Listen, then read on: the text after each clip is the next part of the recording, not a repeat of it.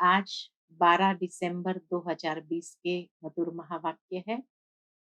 और आज की मुरली में बाबा हम बच्चों को अपनी तकदीर को श्रेष्ठ बनाने की विधि बताते हैं कि तकदीर श्रेष्ठ किस आधार पर बनती है। सुनते हैं बाबा के मधुर महावाक्य। ओम शांति। मीठे बच्चे, अपनी तकदीर ऊंच बनानी है तो कोई से भी बात करते देखते बुद्धि का योग एक बाप से लगाओ। प्रश्न है, नई दुनिया के स्थापना के निमित्त बनने वाले बच्चों को बाप का कौन सा डायरेक्शन मिला हुआ है? उत्तर, बच्चे, तुम्हारा इस पुरानी दुनिया से कोई कनेक्शन नहीं। अपने दिल इस पुरानी दुनिया से मत लगाओ। जांच करो, हम श्रीमत के बरखिलाफ कर्म तो नहीं करते हैं, रूहानी सर्विस के निमित्त बनते हैं। आज के मुरली का गीत है, भोलेनाथ से निराला और कोई नहीं, ऐसी बिगड़ी को बनाने वाला और कोई नहीं। ओम शांति। अब गीत सुनने की कोई जरूरत नहीं रहती। गीत अक्सर करके भक्त ही गाते हैं और सुनते हैं। तुम तो पढ़ाई पढ़ते हो। यह गीत भी बच्चों के लिए ही खास निकले हुए हैं। बच्चे जानते हैं बाप हमारी तकदीर ऊंच बना रहे हैं। अब हमको बाप को ही याद करना है और दैवी गुण धारण करने हैं। अपना पोतामिल देखना है, जमा होता है या ना, अर्थात घाटा होता रहता है। हमारे में कोई खामी तो नहीं है। अगर खामी है जिससे हमारी तकदीर में घाटा पड़ जाएगा तो उसको निकाल देना चाहिए। इस समय हर एक को अपनी तकदीर ऊंच बनानी है। तुम समझाते हो हम यह लक्ष्मी नारायण बन सकते हैं अगर सिवाय एक बाप के और कोई को याद नहीं करेंगे तो। कोई से बात करते देखते हुए बुद्धि का योग वहां एक के साथ लगा रहे। हम आत्माओं को बाप को ही याद करना है। बाप का फरमान मिला हुआ है, सिवाय मेरे और कोई से दिल नहीं लगाओ और दैवी गुण धारण करो। बाप समझाते हैं तुम्हारे अभी 84 जन्म पूरे हुए हैं। अब फिर तुम जाकर पहला नंबर लो राजाई में। पहला नंबर लो राजाई में। ऐसा न हो राजाई से गिरकर प्रजा में चले जाओ, प्रजा में भी नीचे चले जाओ। नहीं, अपनी जांच करते रहो। बाबा कहे, बाबा के पास आए हो तो अपनी तकदीर को श्रेष्ठ से श्रेष्ठ बनाओ। ऐसा न हो घाटा हो जाए या बाद में फिर अफसोस करना पड़े। इसीलिए अपनी जांच करते रहो। यह समझानी बाप बिगर तो और कोई दे न सके। बाप को, टीचर को याद करने से डर रहेगा। ऐसा न हो हमको कोई सजा मिल जाए। भक्ति में भी समझते हैं पाप कर्म करने से हम सजा के भागी बन जाएंगे। बड़े बाबा के डायरेक्शन तो अभी ही मिलते हैं जिसको श्रीमत कहते हैं। बड़े बाबा माना शिव बाबा का डायरेक्शन तो अभी ही मिलता है जिसको श्रीमत कहते हैं। बच्चे जानते हैं कि श्रीमत से हम श्रेष्ठ बनते हैं। अपनी जांच करनी है, कहाँ कहाँ हम श्रीमत के बरखिलाफ तो कुछ करते नहीं हैं। जो बात अच्छी न लगे वह करनी नहीं चाहिए। अच्छे बुरे को तो अब समझते हो, आगे नहीं समझते थे। अभी तुम ऐसे कर्म सीखते हो जो फिर जन्म जन्मांतर कर्म अकर्म बन जाते हैं। इस समय तो सब में 5 भूत प्रवेश है।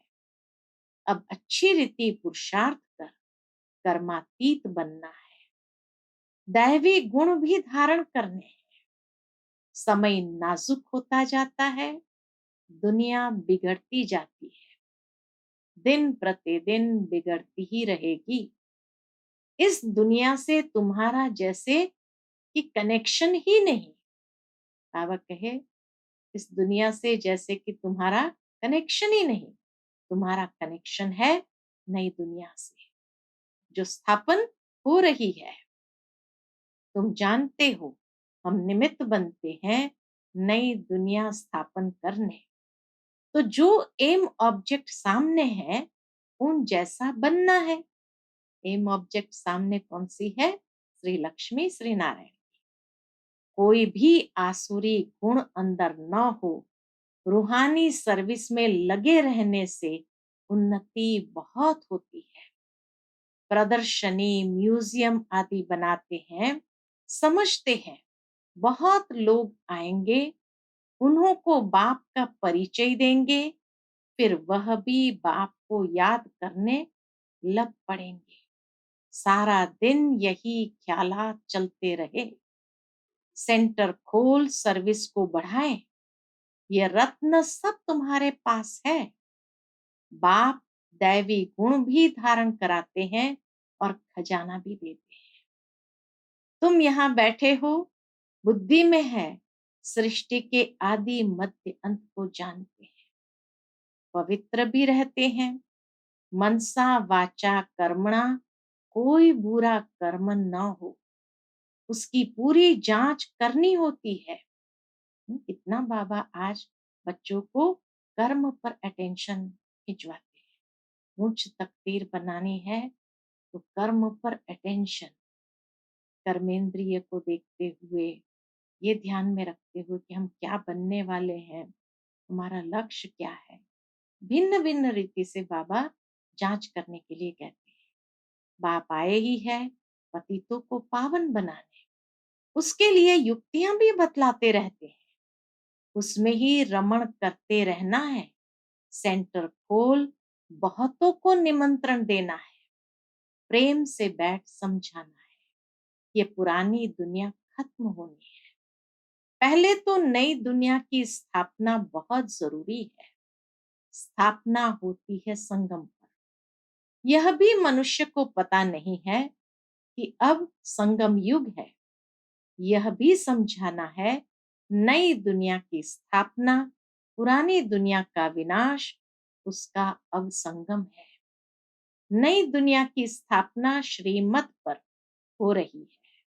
सिवाय बाप के और कोई नई दुनिया की स्थापना की मत देंगे नहीं।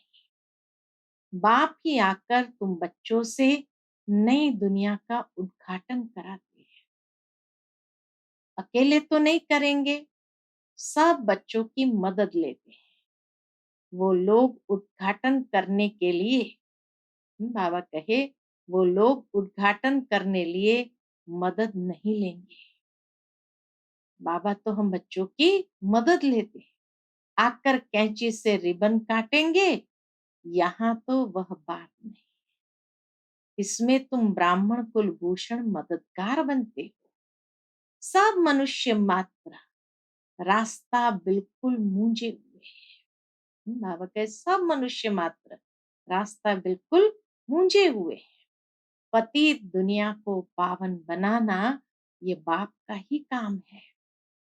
बाप ही नई दुनिया की स्थापना करते हैं, जिसके लिए रूहानी नॉलेज देते हैं। तुम जानते हो, बाप के पास नई दुनिया के स्थापना करने की युक्ति है। बाप के पास क्या है? नई दुनिया की स्थापना करने की युक्ति है।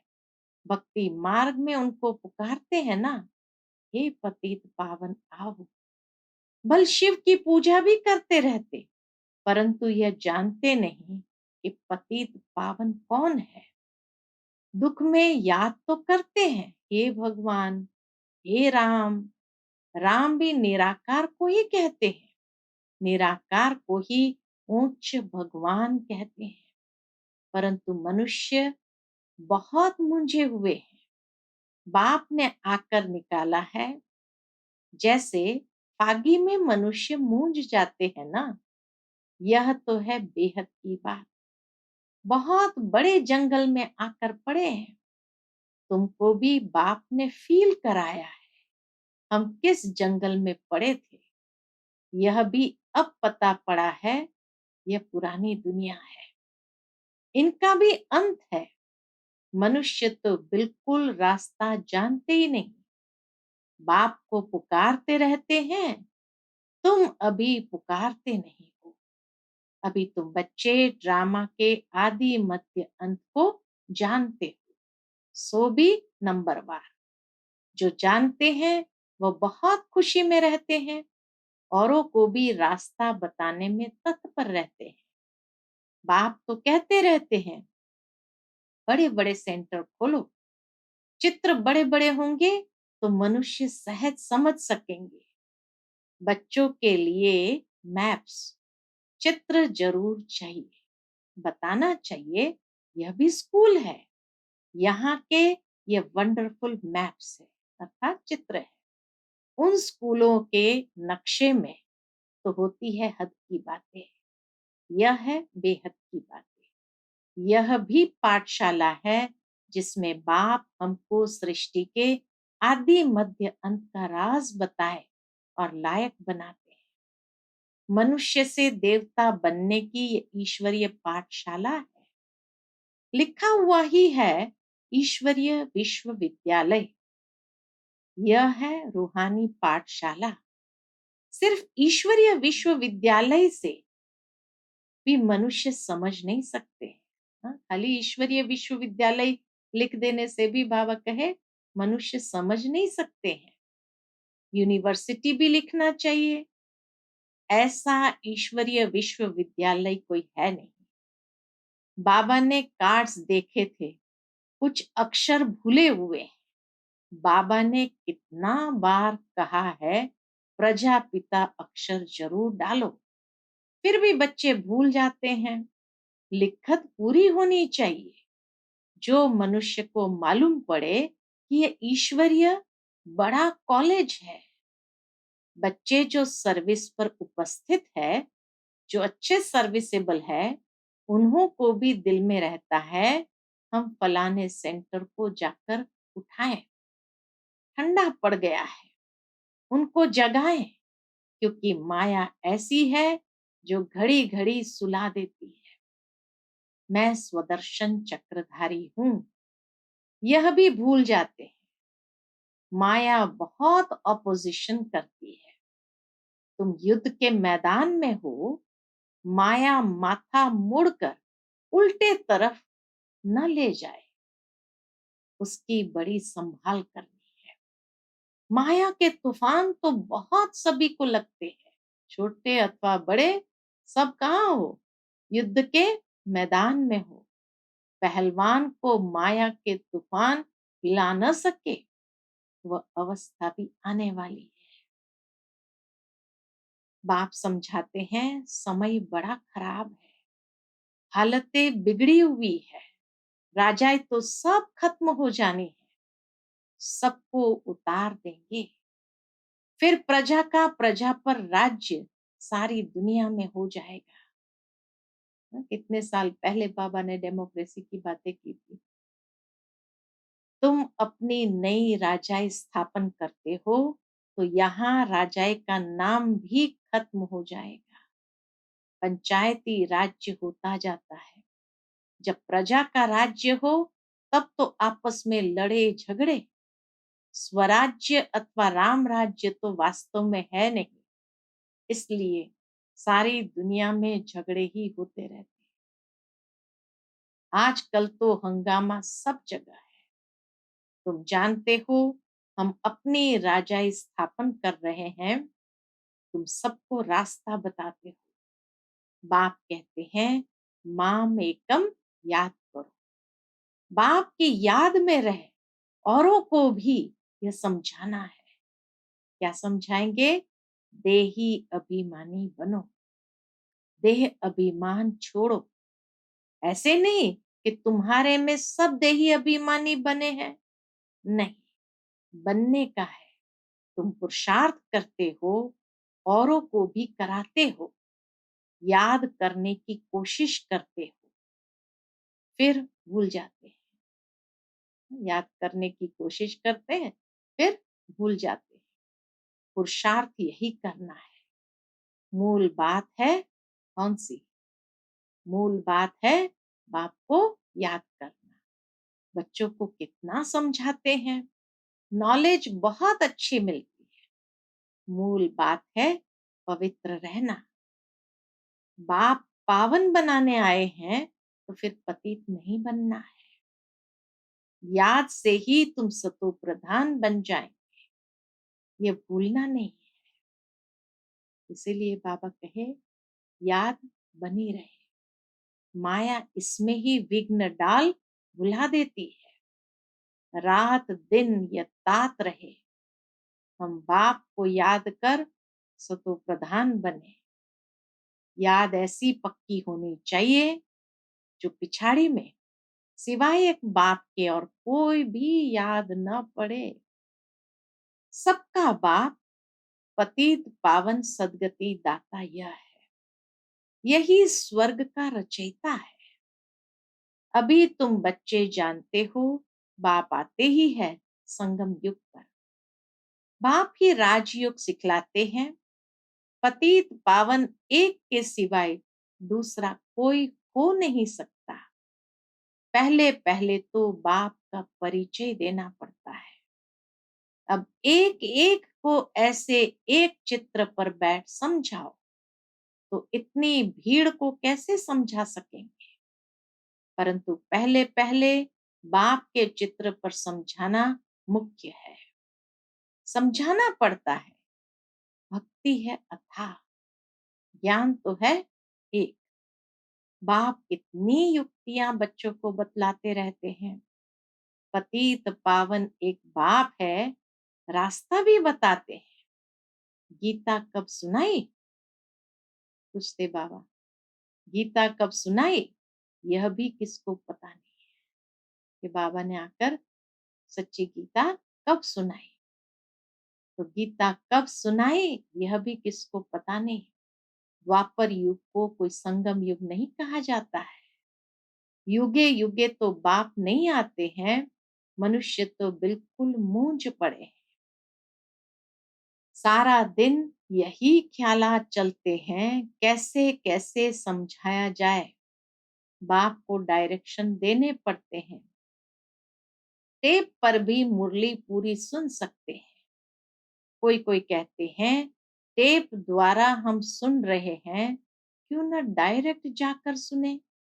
इसलिए सन्मुख आते हैं। बच्चों को बहुत सर्विस करनी है, रास्ता बताना है ना। बाबा कहे बहुत सर्विस करनी है, रास्ता बताना है। प्रदर्शनी में आते हैं, अच्छा अच्छा भी कहते हैं, फिर बाहर जाने से क्या होता है? फिर बाहर जाने से माया के वायुमंडल में सब उड़ जाता है।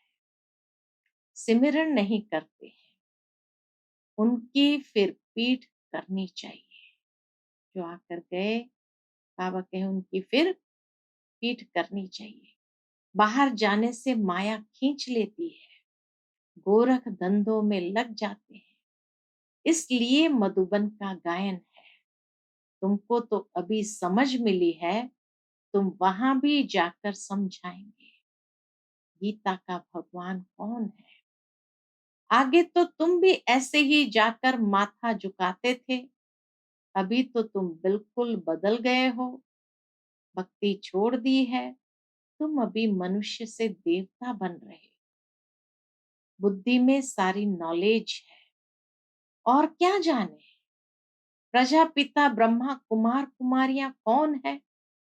तुम समझाते हो, वास्तव में तुम भी प्रजापिता ब्रह्मा कुमार कुमारी हो। इस समय ही ब्रह्मा द्वारा स्थापना हो रही है। ब्राह्मण कुल भी जरूर चाहिए ना। संगम पर ही ब्राह्मण कुल होता है। आगे ब्राह्मणों की चोटी मशहूर थी। चोटी से या जनेऊ से पहचानते थे कि यह हिंदू है। चोटी से या जनेऊ से पहचानते थे कि यह हिंदू है। अब तो वह निशानियां भी चली गई, न कोई चोटी रखता, न कोई जनेऊ पहनता है। अभी तुम जानते हो हम ब्राह्मण हैं। ब्राह्मण बनने के बाद फिर देवता बन सकते हैं। ब्राह्मणों ने ही नई दुनिया स्थापन की है। कैसे किया है? योग बल से सतो प्रधान बन रहे हैं। अपनी जांच रखनी है। आज की पूरी मुरली के सार फिर बाबा अंत में अपनी जांच रखनी है। कोई भी आसुरी गुण न हो, लून पानी नहीं बनना है। यह तो यज्ञ है ना। यज्ञ से सबकी संभाल होती रहती है। यज्ञ में संभालने वाले ट्रस्टी भी रहते हैं। यज्ञ का मालिक तो है शिव बाबा। ये ब्रह्मा भी ट्रस्टी है। यज्ञ की संभाल करनी पड़ती है। तुम बच्चों को जो चाहिए यज्ञ से लेना है, और कोई से लेकर पहनेंगे तो वह याद आता रहेगा। इसमें बुद्धि की लाइन बड़ी क्लियर चाहिए। अब तो वापस जाना है। समय बहुत थोड़ा है, इसलिए याद की यात्रा पक्की रहे। यही पुरुषार्थ करना है। अच्छा, मीठे मीठे सिकिलते बच्चों प्रति माता पिता बाप दादा का याद प्यार और गुड मॉर्निंग। रूहानी बाप की रूहानी बच्चों को नमस्ते। शुक्रिया बाबा, शुक्रिया। आज की मुरली से धारणा के लिए मुख्य सार। पहली पॉइंट, अपनी उन्नति के लिए रूहानी सर्विस में तत्पर रहना है। जो भी ज्ञान रत्न मिले हैं उन्हें धारण करके दूसरों को भी कराना है। दूसरी पॉइंट, अपनी जांच करनी है। हमारे में कोई आसुरी गुण तो नहीं है। हम ट्रस्टी बनकर रहते हैं, कभी लून पानी तो नहीं बनते। बुद्धि की लाइन क्लियर है। और भी मुरली से निकाल। आज का बाबा का मधुर वरदान है, कहना, सोचना और करना। कहना, सोचना और करना, इन तीनों को समान बनाने वाले ज्ञानी तू आत्मा भव। अभी वानप्रस्थ अवस्था में जाने का समय समीप आ रहा है। इसलिए कमजोरियों के मेरेपन को व व्यर्थ के खेल को समाप्त कर कहना, सोचना और करना समान बनाओ। तब कहेंगे ज्ञान स्वरूप। जो ऐसे ज्ञान स्वरूप ज्ञानी तो आत्माएं हैं, उनका हर कर्म, संस्कार, गुण और कर्तव्य समर्थ बाप के समान होगा। वे कभी व्यर्थ के विचित्र खेल नहीं खेल सकते। सदा परमात्मा मिलन के खेल में बिजी रहेंगे। एक बाप से मिलन मनाएंगे और औरों को बाप समान बनाएंगे। आज का स्लोगन है, सेवाओं का उमंग छोटी छोटी बीमारियों को मर्ज कर देता है। इसलिए सेवा में सदा बिजी रहो। सेवाओं का उमंग छोटी छोटी बीमारियों को मर्ज कर देता है, इसीलिए सेवा में सदा बिजी रहो। अच्छा, Om Shanti. To watch Peace of Mind channel videos on YouTube, subscribe us on youtube.com/tvpeaceofmind. Just a click for a peaceful life.